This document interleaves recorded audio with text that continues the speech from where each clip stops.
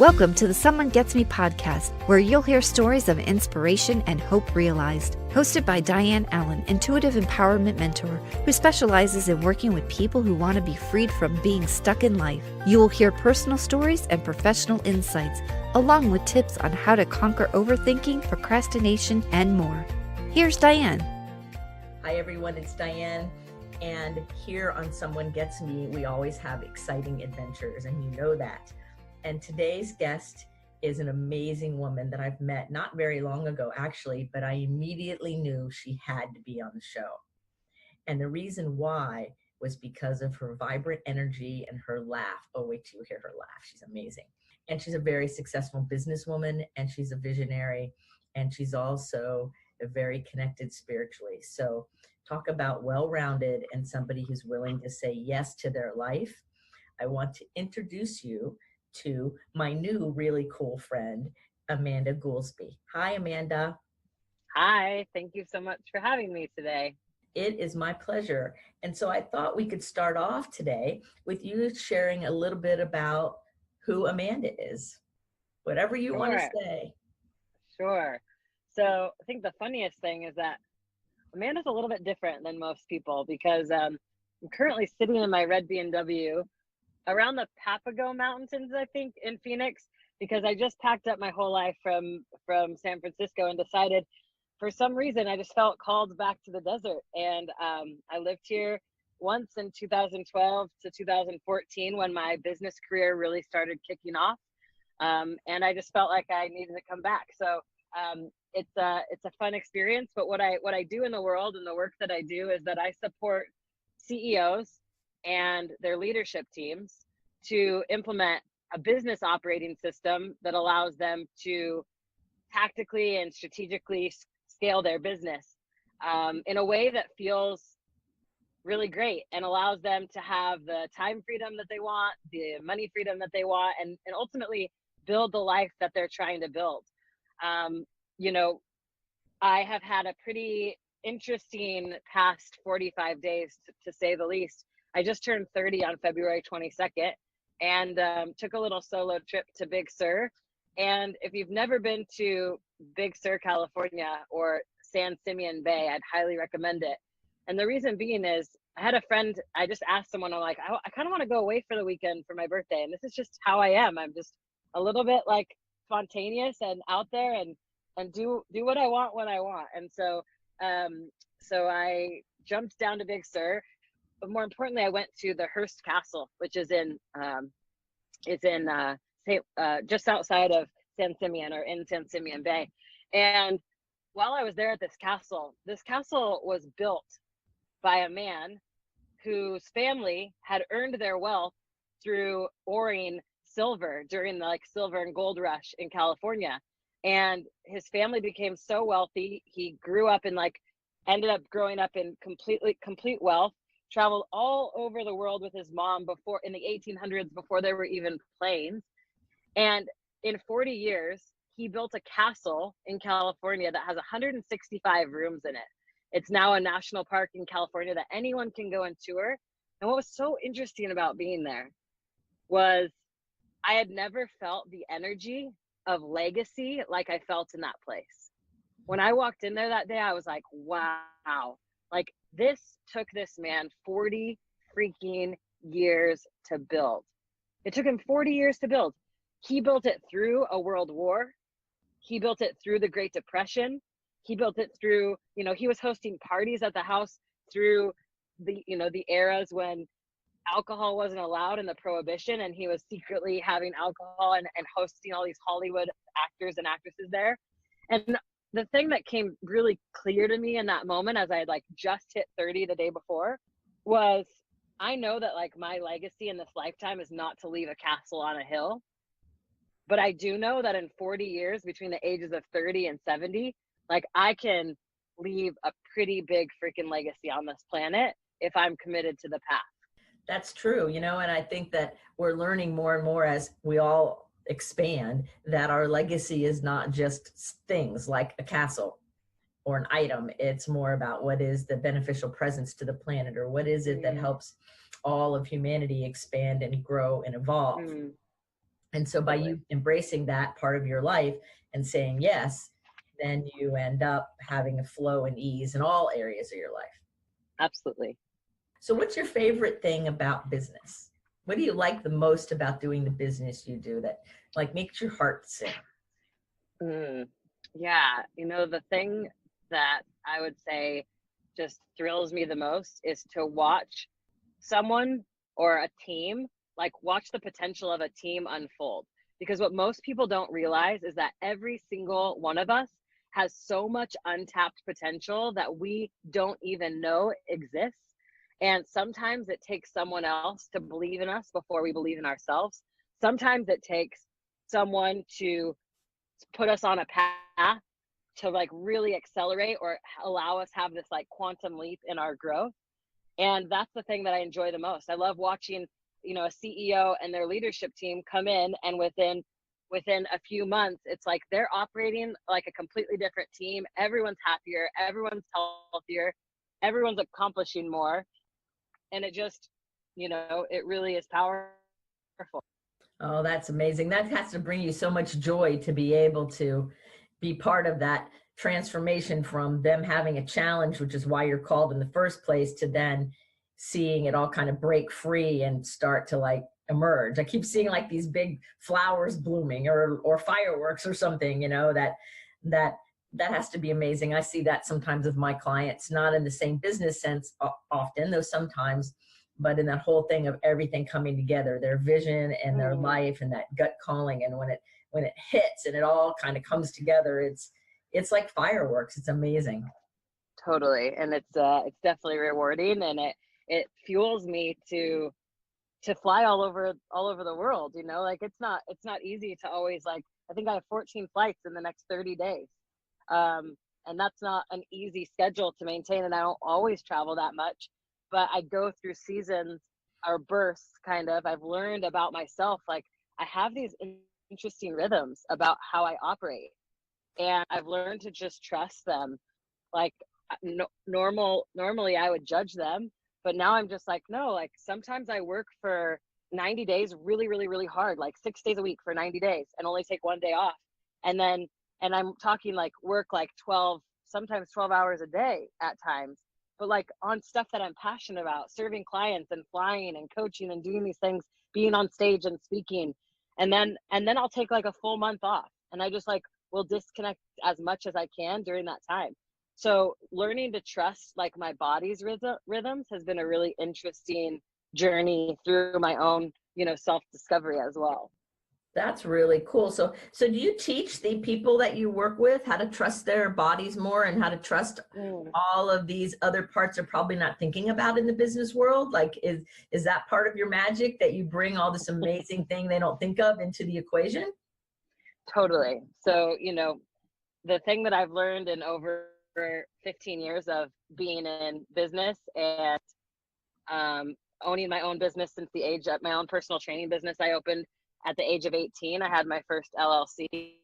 And, one of the things that I've just really come to realize is you have to be in rapport with the people that you're speaking to. So if I walk into an environment like with a CEO and their leadership team, and no one's ever heard about anything that has to do with meditation or mindfulness or opening their hearts or connecting to a, a bigger energy and connecting to something bigger than themselves, like if none of that language is in their vernacular, it's going to be out of rapport if I were to just like walk in, bring my crystals, set them out on the table, and then lead a meditation. And so, there's another gal who implements the EOS is the system that I implement into businesses, the entrepreneurial operating system. And there's another gal who implements that I was speaking to, and she said, yeah, I'm the same way, but like I set clear intentions before I leave my house. Like I have my crystals at home, and I set clear intentions for what the environment is and the energetic that I'm going to bring to the space. And so, I start to sit as I build more trust with the group, and I introduce it in ways that you have to be pretty keen. Like you have to have a keen sense, because for people that are anything into spirituality and, the woo-woo stuff, it's like if you just walk into a corporate office and you just like throw down your crystals, like you're so out of rapport that you're not going to build any trust. And if you don't have trust, you don't have anything. So, I've learned this kind of really fine skill set of how can I introduce things or even hold intentions in spaces where they might not even know what's going on, but I'm holding enough of an intention and a strong enough container that energetically the space is being like safe, and the space is being loving, and the space is being open, and people's awareness is being broadened. I do lead guided visualizations in all of my meetings, because I feel like that's something that people can connect to pretty easily. It's like, hey, I'm just going to take you on a little journey, and I'll just take them through like a 5-minute or 10-minute guided visualization around their vision. But yeah, I mean, I have to introduce it in a way that's in rapport with the groups that I'm working with. But also, I'm really intentional about who I choose. So I don't work with any client. I really only work with entrepreneurs who are going to change the globe in this lifetime, who want to be a part of something that is bigger than themselves and who are truly making a difference in the world. Because even being in that castle, I was just like, man, I don't want to help other people make money to build castles. Like, if you want to do something good on the planet, then I'll help you make millions of dollars. But if you don't want to do something good on the planet, I'm not going to teach you all the things I know. Just no desire. And that's really become clear to me in the last 30 days. And that is really guiding where I spend my time and the entrepreneurs that I select to support. So I want to work with people that are truly giving back. I think that's really important, because that's your authentic self. If you were helping people, but their overall long-term vision wasn't aligned with yours, that would be out of rapport and out of alignment. And so I think it's important that you're so clear on that you're willing to say no to the people who don't fit in that. It's not a judgment thing. It's just they don't align with where you're headed or what, works for you. Totally. And my business is called Aligned Success, because for many years of my business career, I was quote unquote successful. I mean, I was making $200,000 a year between, I was living in London in $1 million condo, driving my red BMW, like from the outer world, like I was quote unquote successful, but I was deep down miserable. And so when I made the decision to exit the business that I was in, the reason that I chose to exit was it wasn't aligned. I saw the path of my life. Like I'm very future pacing, and I saw like myself at 40, I was like 28. And I kind of saw myself and some other people that were in my business. And I was just like, dang, if I stay on this path, like that's what my life's going to look like. I'm going to be worth millions of dollars, but I'm not going to be happy. And I don't want that. Like I'm going to exit. I'm going to take a risk and jump ship off of something that's so secure and so safe, trusting myself, trusting my gifts, trusting my knowledge, trusting my abilities, that I'll figure it out. And has it been easy? Hell no, it hasn't been easy.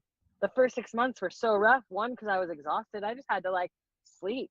I slept so much the first even like year after leaving my corporate role, because my body was exhausted. I'd been working 60 to 70 hours a week for 6 years.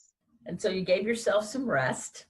And then I got back into balance. I like really focused on how do I balance the masculine energy that I've harnessed for a majority of my life of action and doing and achieving and going and executing, with this like beautiful feminine that I like had cultivated over that year of rest.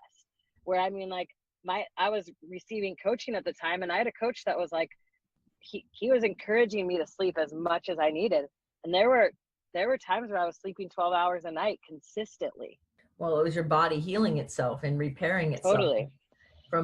I've taken better care of myself in the past 2 years than I ever have when I ever was in business, with just like the healing modalities that I use. I mean, I started doing network spinal analysis, which is a form of light touch chiropractic that helps reprogram your nervous system.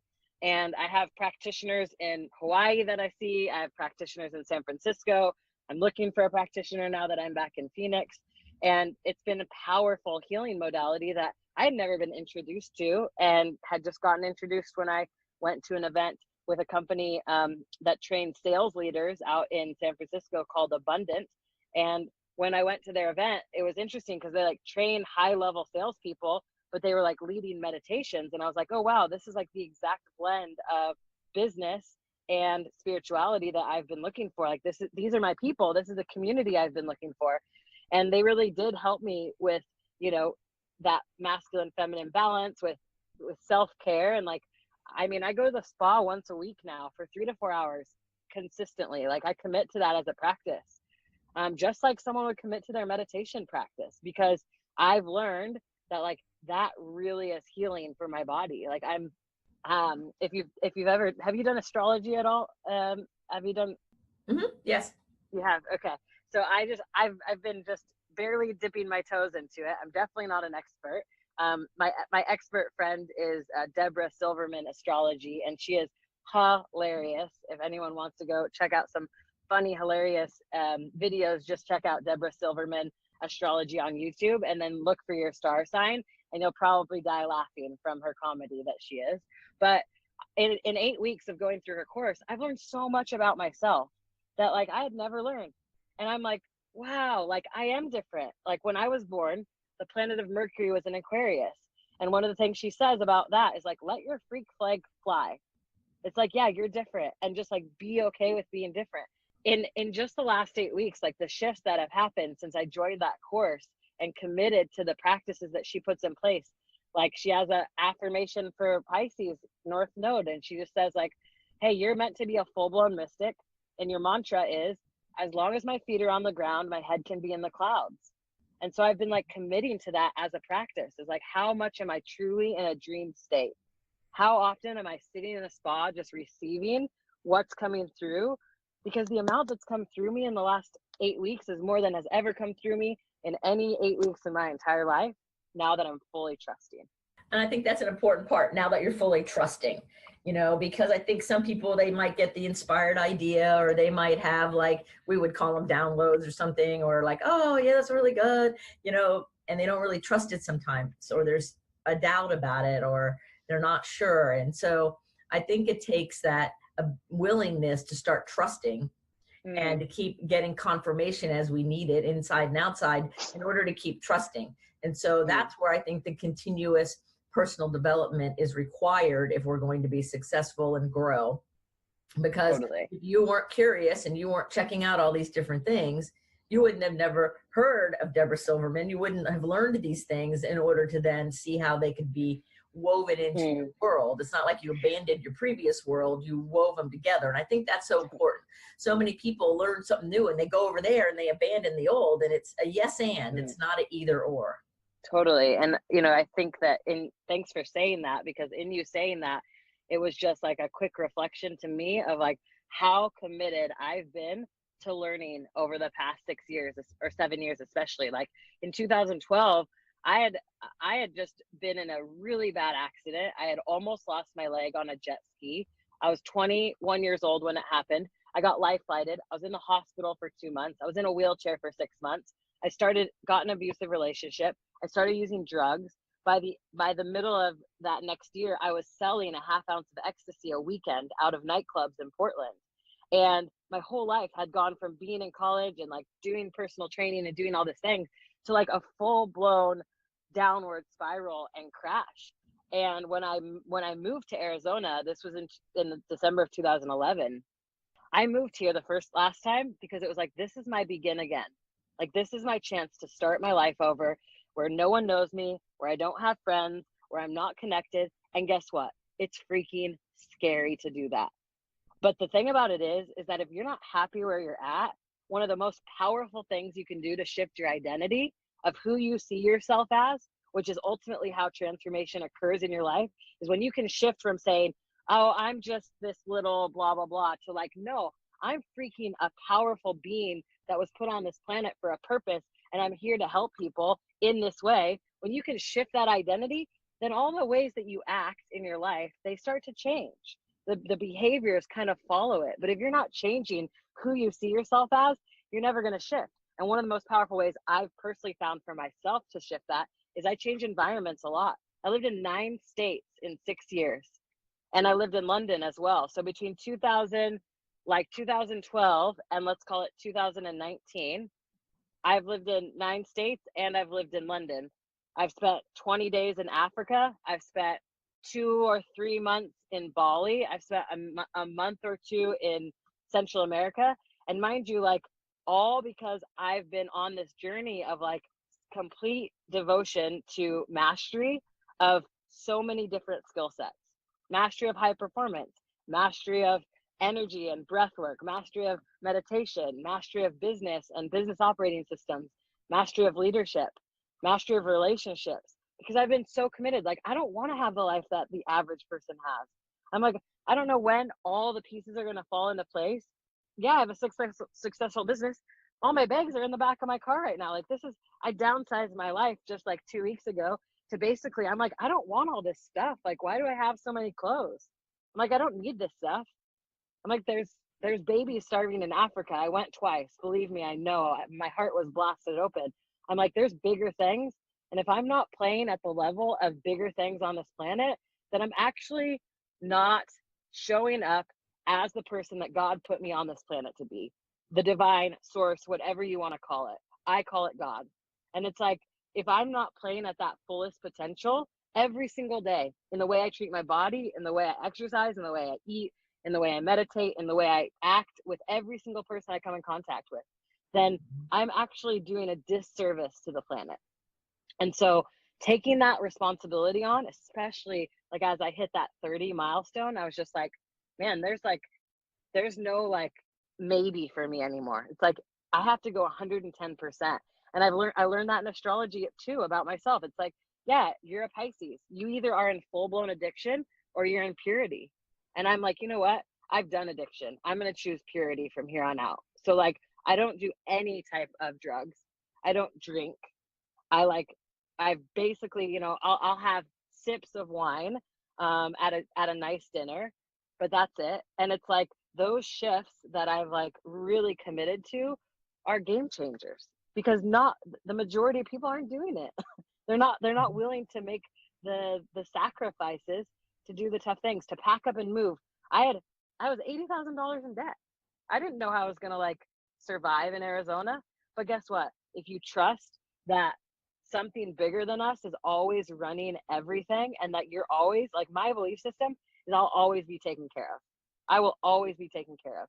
Diane, can I ask you, if I needed a place, could I come sleep on your couch at some point? Sure. Absolutely. And guess what? I have probably 100 people that would say that to me as well. So what's the worst that could happen?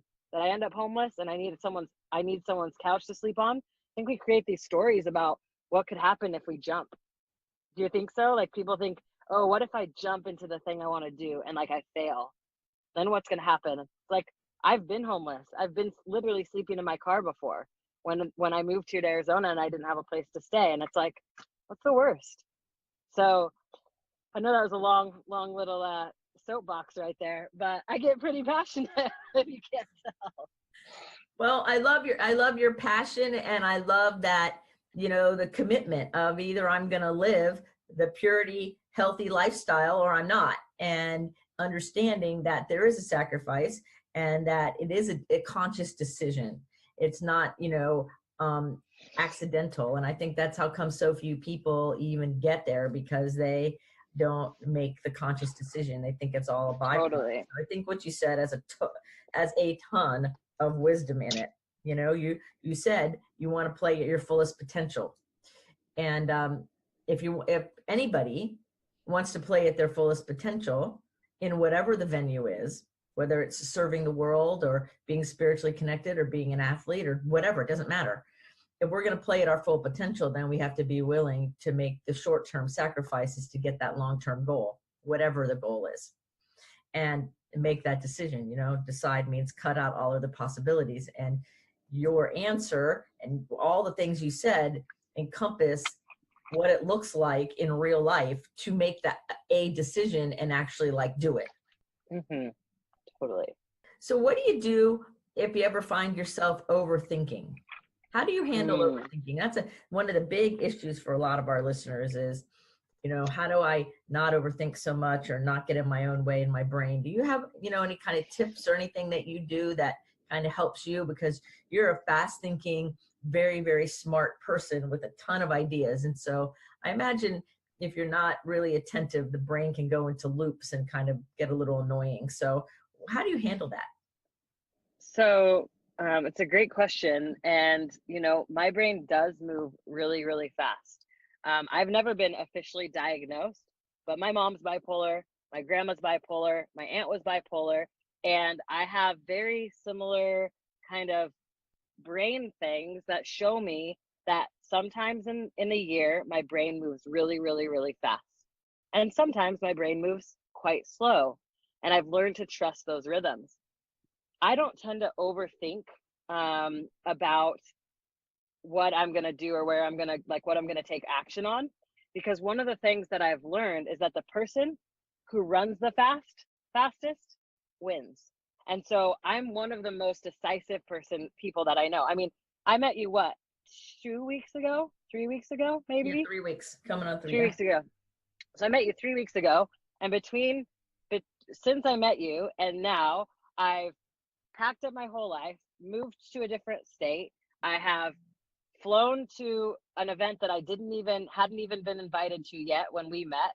I went there and attended it. I flew to San Diego and saw a new franchise called True Rest Float Spas. And I've built out a full business model of how to raise the consciousness on this planet by helping people get into a relaxed state and drop into a deep meditation in a float spa, because it's a more readily available tool where people actually know about it around the planet, where that's not happening right now. There's 32 of them nationwide. And I'm like, how can we have 500 of these? How can these be in every city so that people really stop overthinking because they have a deep meditation practice? Like, I meditate every day. I have not missed a day. And I haven't missed a day probably in at least a year that I haven't meditated in some capacity. And that helps my overthinking because it's awareness. I have an awareness of my brain that I've never had before. And I'm very mindful of that voice that's inside my head that tells me I can't do it. I know when that voice comes out. Anytime it comes out, I literally just have a conversation with it. I'm like, shut up. I'm like, stop saying stupid shit. Stop saying stupid shit. And then the second thing I've known is that if I'm tired, that voice comes up a lot more. So if I'm really exhausted or I'm under rested, it's usually in the afternoon or evening, and that voice will come up. And so what I've started to say to myself is if the voice, like that inner critic that we have, if that comes up at all, I'm just like, I say to the voice, I just say, it's okay, you're really tired. Like, it's okay, you're really tired, get some rest. It's okay, you're really tired, get some rest. And just repeating that type of a mantra over and over, and just have a conversation with a part of yourself that's telling you that you're not good enough, because that part of you is not running the show. Don't let that part of you be the part of you that's operating your life. If you can operate from the part of you that is trusting, that is confident, that knows what they want, and is taking action as soon as you, even if it's imperfect, like, just do it. I mean, I literally was like, oh, I need to build a nonprofit. The next thing I did was open my phone and look, how do I build a 501c3, and what state am I going to start it in? And is there a reason why I would start it in different states? And I do research literally on my phone immediately as an idea comes to me. And I don't just stop. I don't just think, oh, well, it's like, no, that came to you for a reason. I believe that every vision that is put on our hearts comes to us because we were meant to have that vision. And if we don't take action on it, then what you're saying to the universe, to God, to whoever you believe in and whatever you pray to is like, no, thanks. I'm good. I got this. And it's like, wait, but do you really? Do you really have the life that you want ultimately in all areas, financially, emotionally, spiritually, relationally? Is your life perfect in all capacities or as close to that as possible? And if the answer is no, you should probably listen to that little whisper that you hear, because that little whisper has so much wisdom to it, but it's like a feather. When a feather touches you, it feels pretty good, so you kind of don't listen to it. What happens after a feather is a brick. And when bricks hit you, that's your intuition that was trying to talk to you, that was like, hey, listen to me. And then a brick hits you and you're like, oh shit, should probably listen to the brick. And then if you don't listen to the brick, guess what happens? A truck. And I've had truck moments in my life where I wasn't listening to my intuition. And I'm sure you probably have too, as well, where you're just like, your body kept telling you, your physical body, as you got more tuned in with where you feel things in your body somatically, you're like, wow, like I knew when I did an interview one time, like I shouldn't hire someone. I hired him anyways. And then guess what? It was a train wreck. And I knew it deeply. I was like, don't hire this person. And then like I hired him and it was a disaster. And I'm like, now I trust my intuition more than I ever have. When I meet someone for the first time, it doesn't matter where they're working. I mean, I interview employees all over the world. I met a guy that was the attendant at the Southwest gate at the St. Louis airport, literally, what was that, yesterday? And he was so funny. And I'm like, I need you on my team. I don't know where you're gonna work. I don't even know. I'm like, but you're hilarious. And if you can make my customers laugh as much as you just made me laugh in the check-in line at a Southwest baggage claim in St. Louis, Missouri, I want you on my team. And that's the intuition piece that I trust, where most people are thinking so logically, like, I need a resume and I need to know. And I'm like, no, like that's not how, if you want to be really successful in business, like I have to hire a lot of employees to build a really, really big business. And in order to do that quickly, you need to be looking out for people everywhere and looking out for opportunities everywhere. But it ultimately comes down to that level of awareness that you have. So I think with overthinking, it's just like, be aware of the thoughts that are going on in your head, have a level of awareness that says, oh, that's that voice again. That's that inner critic. Name it if you need. One of my friends, Javon Lankford, who does men's work in LA and has a nonprofit in LA, he says his inner critic's name is Stuart. And when Stuart comes along, he's like in a leather jacket, smoking a cigarette, and he's just like not who he is. It's a different person. And he just treats that inner critic as a different person. So I think that's probably the most powerful advice I could give, is be aware of when that voice comes up, create some sort of a conversation with it. Might sound crazy, but guess what? That's how I explain things to people, where it's like, this is my way of doing it. And yes, I'm different. I'm a little bit different than most people. I'm actually a lot different than most people. And guess what? I don't give a shit. At least not anymore. I did through most of my 20s, but now I'm just like, I don't care. Well, now I think what you mean when you say that you don't care is that it doesn't really matter what other people think, that you're really enjoying all of who you are in all of your neat uniqueness, and that instead of walking around with it being a label of negativity, it's assets and you know it, and it's fun to be you. Totally. And I think that if anyone that's listening to this could just say, hey, is there anywhere in my life where I'm judging myself? Is there anywhere in my life that I'm saying I'm supposed to be different than I am? I'm supposed to be thinner than I am. I'm not supposed to have this cellulite on my legs. I'm supposed to have curly hair instead of straight hair. Like, where are you judging yourself? Because that's where it starts. That self-judgment and that self-criticism is where you're saying, I'm different, or I'm not meant to be this, or other people are like this, but I'm like this, but I don't want to fully be myself. And now I'm just like, I didn't feel like wearing makeup to like dinner last night. I was probably at the nicest restaurant in all of Scottsdale. And I told my boyfriend, I'm like, I'm not putting on any makeup. And he's like, that's fine. I'm like, cool, sounds great. But like, sometimes I wear a full face of makeup. It's just like, I do what I want when I want now. And it's really liberating. It's a really liberating feeling to know that I can fully be myself in this world. Yeah, you can fully be yourself and do what you want to do because you're following higher spiritual principles. And it's not, I'm doing what I want to do, throwing caution to the wind and doing irresponsible things. Totally. It's that decision that you made to play and go after your fullest potential has led you to a higher standard. And so you do what you want to do in that direction, you know, and it's not reckless at all, even though somebody may want to think it sounds that way. It really is not reckless. It's a calculated freedom. Mm-hmm. It is. And if anyone's done Gene Keys, I think it's interesting. Like I say, lifelong learner. I did the Gene Keys about 6 months ago, and my life's purpose Gene Key, which I don't know a ton about Gene Keys. I've not like studied it deeply, but what I found interesting was my life's purpose Gene Key is there's what's called the shadow of your life purpose, the gift, and then the city. And my shadow is victimization, which is interesting because I was very victimized in many ways all the way through my challenges and the drugs and the alcohol and the abuse, like very like in that victim state. And then the gift is freedom and the city is freedom. And so it's become very clear to me, like, freedom is important, not only to me, but to the entrepreneurs that I work with. Like, my life's purpose is freedom. And that shows up also in the legacy that I'm here to leave. Like, in the last 60 days, I've realized, wow, I'm here in this lifetime to systemically change the way that drugs are prosecuted and the way that felons are treated when they leave the penitentiary system. And that might seem like really random and really out there, but my brother is currently in jail in Southern California, and he's been on heroin and meth for 10 years on and off. And that sucks. Like, it's hard to deal with as a sister because it's an addiction, and it's tough to like see a family member that you love go through something. But it's become very clear to me that, like, hey, there's a reason why when you were 22, your best friend, who's another female, got 2 felonies because her boyfriend was selling drugs, and now she can't get a really good job.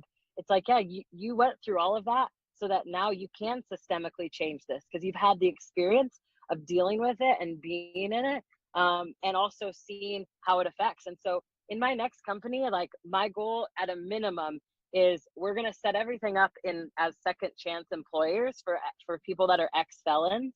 And our goal is to hire at least 50% of our workforce to be ex-drug dealers, especially because one thing I know about ex-drug dealers is they are hard freaking workers. Because I was a hustler when I was selling drugs. I was a hustler. I'd be working all day, and then I'd go to the nightclub and sell drugs all night. That's like a 24-hour day. And I know that, you know? So it's like, I care so much about the people who no one else cares about. The next freedom that I want is, like, I want freedom from sex trafficking. Like, it is crazy that we live in this lifetime, like where we're at now, with the technology we have, with the money and the wealth that's in this country, and yet sex trafficking is happening for women so much, rampantly in the United States, and even worse in other countries. And so it's like I don't know how I'm going to do it. I don't know how I'm going to systemically change the prison system. I don't know how I'm going to systemically change the sex trafficking system. I don't know the how yet. But when your why is deep enough, the how will figure itself out. That's my belief. That's true. When your why is deep enough, the how will figure itself out, because that's pretty much how I've lived my life. Even before I even knew that's what I was doing. I think I was gifted with this, like, kind of innocence, intuition, like just how I was. I didn't even realize it was a thing and everything. And then now I really, of course, embrace it and appreciate it. But I look back on some of the risks I've taken or some of the things I've done, and people are like looking at me, and I'm like, well, that's just what I know I need to do. I don't know how to say it any different. In fact, I was just interviewed earlier today on a TV show, and I started talking about how the people I love to work with are the people that other people don't understand and often judge or call them high maintenance. And I love them. I love the people that think fast and are visionaries, and you have to really pay attention to keep up with them, because there's a lot of energy in that to help, and grow and whatever. And they were all the people, because it was like one of those live things, and there was all these people that were looking at me, and I'm like, well, this is the truth. That's who I really love to work with. I can work with anybody, but I'm going to work with people. And I said a similar thing to what you kind of along the same sentiment of what you were saying, as I looked at it and I go, it's a numbers game. The more people that I can help with the bigger reach helps transform the planet faster. Totally. And that's how I look at it. Every opportunity and everything I do, every podcast I do, I have 2 podcasts. I'm getting ready to start a 3rd one. I have 6 books out, and I help people all over the globe, because it's a numbers game. And it's about helping as many people get as enlightened and aware as we possibly can get, so that truly humanity can come out of the prisons that humanity's been in so many different ways. I think that's why we hit it off right away. Across the room from each other, we knew we had to know each other, I know. It's funny. You came over to get water, and I was like, hey, I need to talk to you. Yeah, it was cool. And so I think that that's really amazing. I have another question, another kind of fun question. And that is, what's your favorite food to eat?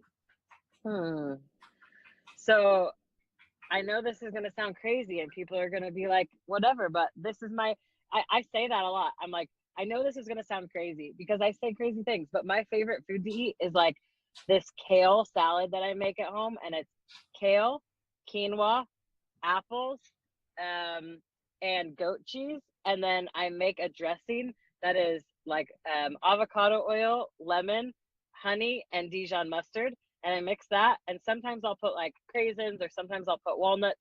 But like that salad is probably my favorite thing to eat, like out of anything. I mean, the reason is because it gives me, it makes my body feel so good. It gives me so much like nourishment and energy that every time I eat it, I don't feel bad after I eat it. I don't feel like, oh, I wish I wouldn't have eaten that. I just feel like I can go take on another 3 or 4 hours of the day. And like, that's what food was meant to do to us. It's like meant to be this thing that allows us to have life force and to like connect to the earth. So I don't get when people don't eat plants. I'm like, you realize like plants are alive too. So the more that you are tapped in to the plants and the cells that are like connecting everything, is like the more tapped in and connected you get. And that's why I'm like, I'm probably 90% plant-based now. And yet I used to be a bodybuilder where I would eat, you know, a pound of tilapia and chicken a day when I was getting ready for my bodybuilding shows. Right. And you know, it's funny, with every answer to every question, you have added another dimension of who you are. From this business executive person who teaches woo-woo stuff, right? As you say, a bodybuilder, an ex-drug addict, you've got covered it all. You move around all over the place. And I think it's brilliant, because I think it just shows that you have this great multifaceted way about you, like we all do, but because you're owning it and living in the moment of it all, it's not a burden. It's a joy to be all of those different things, and having had all those experiences is so exciting. It is fun. Yeah, I'm really grateful that I have had it, and it's been a challenging journey at times. And you know, it's definitely, I would say it's a path to trusting yourself and to trusting a higher source, and to trusting that like everything happens for a reason. And the way that you were created, like you were divinely created. You were divine. Every one of us was created in a very specific way. Like you think, like if someone doesn't believe in astrology, I'm like, okay, so this is interesting. The moon changes the tides of the water. Our bodies are made up 70 to 80% of water, but you don't think that the moon has an effect on you? That's interesting. There's no way. There's literally no way. Mm-hmm. Like, and as I've gone through this course now, I've been like, oh yeah, it's like 100%. The amount I've learned, it's just like, it's so powerful. So for anyone that, you know, might be thinking, oh, well, you know, and that it's like, just be aware of when you're listening to that podcast and this voice comes up. Like I used to listen to podcasts and that voice would pop up. It's like, oh, well, I can't do that. Or, oh, well, I'll never be able to. Or, well, she's done this. And like, she has this amazing, she's done this story and she's this. And it's like, no, take it all the way back to just like, stop comparing, be yourself, be who you are, be who you're meant to be in this lifetime, trust yourself, and magic will happen. Pure magic will happen when you start to fully live into that. Oh, that's brilliant. That's brilliant. I love it. I'm going to put a link to your website and whatever other social media links that you would like in the show notes, along with your bio, so that everybody can learn more about how amazing you are in all these really cool ways. And so the last question I have is there anything that you really feel led to say to all of us that we have not covered, or maybe something that you know, we're hoping I'd ask and I didn't, or something maybe from your heart that you would want to share? Yeah, there is. You know, I really feel that I'm on a mission to support global transformation in this lifetime. And I feel that I'm in part leading this mission in many ways. And I know there's a lot of people in the world that are doing amazing things. But there's also a lot of people in the world who say they care about creating change and transformation, but they're actually just donating little bits of cash here and there to random charities that isn't actually creating any sort of systemic change. And so what I would ask is like, keep your eyes on what I'm doing. And if you have any passion in changing the things that I'm going to be focused on over the next 30 years, then I'd love for you to be a part of it in any way, shape, or form that would take, because I can't do this alone. Like I can't systemically change the prison system by myself. I can surely hire a few hundred ex-felons and show what's possible when people are actually given the right opportunity and not treated like they're worthless anymore and treated like they don't have any sort of humanity left in them. I can do that piece of it, but it's like, I'm going to need other things in order to create a systemic change. So I guess what I would just say is, if there is anyone that's listening that's like, yeah, I want to be a part of creating global transformation, is just keep an eye on what I'm doing, because over the next 6 to 12 months, there's going to be a lot more in that kind of space that is going to be coming about. Oh, that's beautiful. And we'll make sure to have all the links there so we can all refer to them and be part of something greater if you're led to do that in that same way. But we all have the opportunity to be part of something greater, regardless of what it is. And I think it's living that something greater that really it makes our life worth living and valuable. Totally. Well, Amanda, I want to thank you so much for being on the show. What a fun conversation. I love listening to you. We could be on the show forever, but we can't. Otherwise, maybe we'll do another episode in a few months and see where you are. We could do a That'd be fun show. Where in the world is Amanda? My mom used to say that to me. She's like, it's not where's Waldo, it's where's Amanda. I love it. Well, thank you very much for being on the show. Thank you for having me. All righty, everybody, remember to keep your face to the sun so the shadows fall behind you. You are a rock star. Go out and bless the world and be everything you're meant to be. And until next time, be well. Thanks for tuning in to Someone Gets Me. To find out more, please visit Diane's website at MissDianeAllen.com. That's MissDianeAllen.com. Be sure to take a second and subscribe to the show and share with anyone that you think may benefit. Until next time, remember the world needs your special gift. So let your light shine.